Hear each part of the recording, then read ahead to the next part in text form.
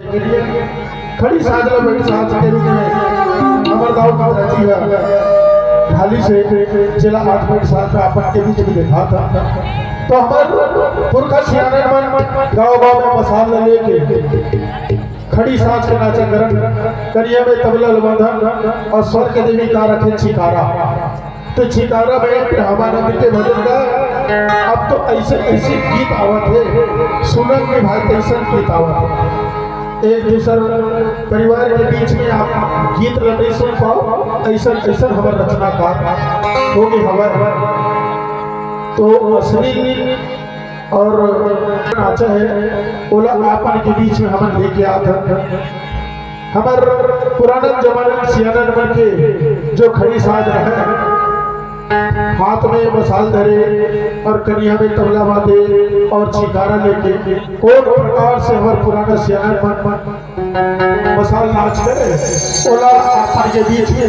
हमारी ये संस्था परिवार के लिए कमन एक भाव पाश के रूप में आपन के बीच में लेके आते